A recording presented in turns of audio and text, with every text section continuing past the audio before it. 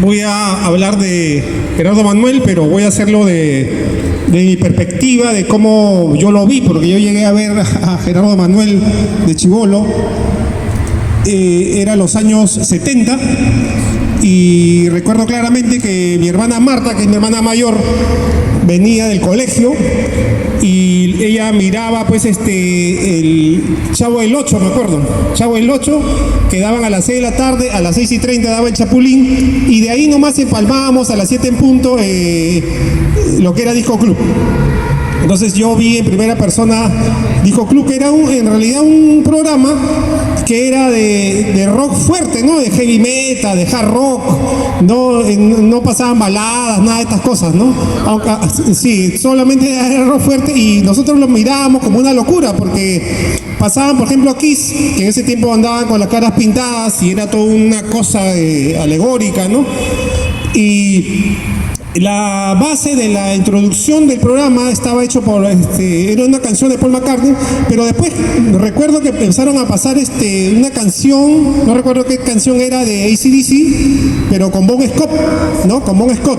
O sea, Bon Scott, el primer cantante antes que se muera, él muere creo del 80, el 79-80, cuando sale ya Back in Black con el otro cantante, ¿no?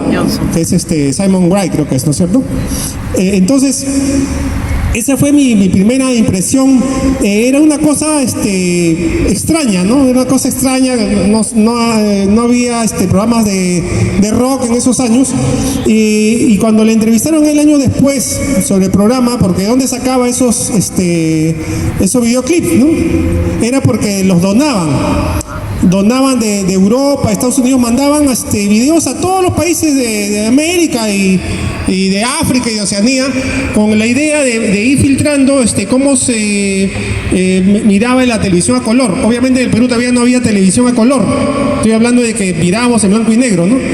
Pero estos países enviaban videos a todos lados y empezaron a llegar los videos pues a Perú.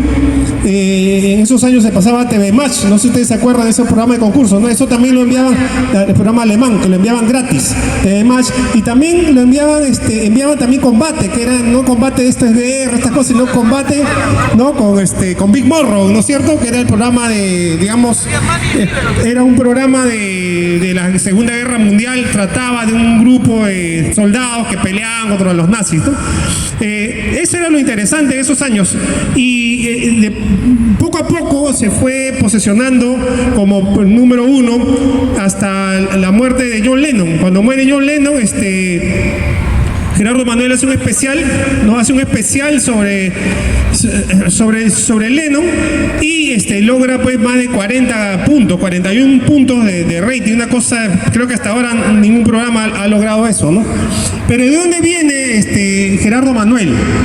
O sea, en muchas entrevistas, por cierto, alguna vez tenía unos negocios en la Galería Brasil y bajaba el hongo, sí, y bajaba Gerardo Junior, el hijo de Gerardo Manuel, ¿no? Que era, ya había dejado de tener programa Hardhead y bajaba a retocarse unos dreads, y bueno, mi pequeño negocio se cargaba de eso. Pero lo que les quiero contar es que Gerardo Manuel, cuando era muchacho, se crió entre Breña y el Rímac, ¿ok? Y su papá era un marino y su mamá era cantante y pianista, pero eran de música criolla, porque su abuela de Gerardo Manuel, y esto no se habla mucho, la abuela de Gerardo Manuel es Rosa Mercedes Ayarza, ¿ok? Que hay una casa aquí en Girón Moquegua, que es la casa de Rosa Mercedes Ayarza, que es una señora del criollismo, ¿no? Es una de las fundadoras del criollismo, ha sido amiga pues de Felipe Pinglo, ¿no? De los cantantes de Limeñita y Ascoy, ¿no?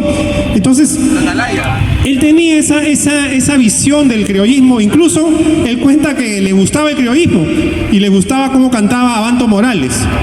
Y tanto es así que le gustaba la música que él empieza a tocar saxo, ¿ok? Yo también tengo saxo en mi casa y toco, ¿ya? Pero no puedo tocar porque los vecinos se quejan, porque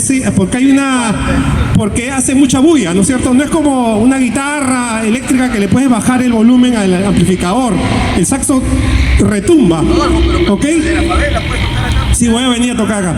Pero lo que les quiero decir es que como él tocaba el saxo en su casa, después que se mudaron, porque al papá lo mandaron, como era marino, lo destacaron a Ica, el papá, imagino yo, porque eso no lo cuenta él, imagino que el papá se molesta y vende ese saxo. Ya, le vende el saxo. Pero sí, lo llega a vender. Efectivamente, le compra un acordeón. Y como sabemos, porque también he tenido acordeón en mi casa, el acordeón suena menos y de acuerdo a como es un instrumento de presión de aire, de acuerdo a cómo toques puedes tocar suave, ¿no? Pero él se molesta, pues, y la avienta por la ventana y se escapa de la casa, ¿no? Estaba en el colegio y se escapa de la casa y él le dice al papá, ¿no? Tú me podrás quitar todos los instrumentos, ¿no? Pero no me vas a poder quitar la voz. Y es así como él se vuelve cantante, ¿no? Porque no podía tocar y se larga, pues se va a Pisco, creo, a la casa de un tío rebelde, se queda un tiempo y ya regresa después a hacer las paces con su padre, pero él ya en su estro artístico, él intentaba o quería ser cantante. De ahí sucede este asunto, pues, de los Dalton, que en realidad los Dalton era una disquera, ¿no? Era los Dalton Records.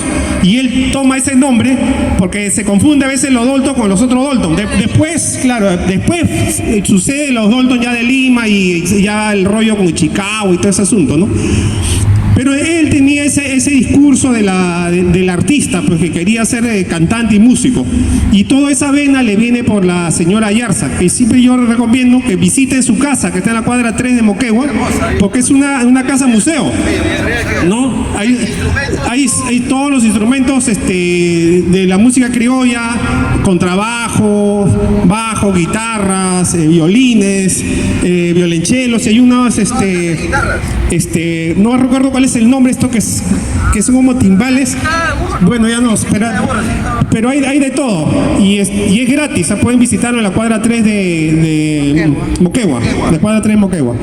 Entonces por ahí viene la vena, creo yo, la vena artística de Gerardo Manuel. Ya en los 80s, porque él empieza esto en el año 78, obviamente antes de que aparezca el MTV, se dice que él es nombrado, yo he buscado pero no encuentro, de repente hay que buscar más, verificar, nombrado en Estados Unidos, en los tops de Estados Unidos empiezan a hablar de Perú, porque Perú tenía este programa, pues, ¿no? Y no había, era una cosa que extraña que un país de tercer mundo como Perú tuviera un programa como este, y en plena época militar. Porque hay que acordarnos que cuando sucede esto del programa, en Inglaterra como en Estados Unidos, ya estaba de bajada el rock fuerte o el heavy rock, estaban de bajada y lo que estaba saliendo es el disco, ¿no? Por eso también creo yo que el programa se titula Disco Club, ¿no? Y no hard rock o heavy metal o heavy rock, no sé. Y entonces acá hay un asunto que siempre quiero aclarar, porque en Inglaterra estaba surgiendo el punk. El punk surgía en contra de los grupos, pues, mainstream, que estaban dotados con grandes guitarristas, con grandes vocalistas, y como una especie de rebeldía ante eso, empiezan a salir los grupos punks que hacían canciones en 2 o 3 acordes, con una voz que no era melódica, sino era gritada. Y era una opción ante el sistema. En el caso del Perú, cuando empezaron a salir los grupos subtes o los grupos punks, entre comillas, nunca fue una opción. ¿Y por qué digo eso? Porque el gobierno militar había prohibido la importación de instrumentos. En el Perú no había instrumentos, y eso lo cuento en primera persona porque yo mismo lo he vivido. No había instrumentos, y si habían eran súper caros, ¿no? Las baterías se hacían con las placas radiográficas que se amarraban unos baldes, y con eso se podía tocar el rebote, ¿no? De las tarolas, de los tones, el bombo. Entonces no había ni micrófonos que se arrancaban de los teléfonos, no había ni bajo ni guitarra. Entonces, ¿qué opción opción había ante eso? No había opción. Por eso es que los PAN empezaron a tocar de esa manera, que es diferente al PAN inglés, que ellos sí tenían opción de buenos instrumentos, pero ellos querían simplemente rebelarse ante los grupos mainstream de esa forma. Lo que yo recuerdo de esos años, de los años 80 ya con Gerardo Manuel, no recuerdo que él haya pasado mucho los grupos punks ingleses, más eran los grupos norteamericanos como Kiss, como Iron Butterfly, AC/DC, Black Sabbath, Ramones, ¿no? Y Led Zeppelin también. Pero también por el asunto de que de repente no era su gusto estético. Y segundo, porque no llevaban mucho los videos de estos grupos, ¿no? Tampoco se difundía mucho lo que era el rock nacional.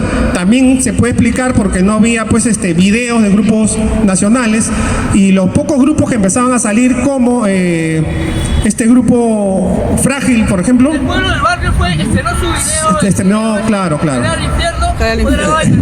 Lo que quiero decir es que cuando graba Frágil, por ejemplo, su disco, recurre a Canal 5, ¿no? Es Gerardo Delgado Parker quien le paga el disco le financia el disco a Frágil. Pero las otras bandas no tenían recursos. Bueno, me refiero a las bandas subterráneas de esos años, 83, 84, Sociedad de Mierda, por ejemplo, uno que tocaba en Barrios Altos, en la Plazuela Buenos Aires, que también los vi en primera línea cuando empecé. Yo era muy chiquillo todavía, pero estaba muy cerca a rock por varios asuntos, porque me interesaba y porque mis hermanos son muy mayores, ¿no? Mis hermanos vivían 20 años. Entonces yo accedí a esa música gracias a esa distancia de años. Y bajaba la colmena porque yo chambeaba de alguna manera, me recurseaba con Alipio, Petete, que vendía discos, y ahí yo pude de alguna manera agenciarme LPs de bandas, saber de grupos de rock, etcétera, etcétera, ¿no?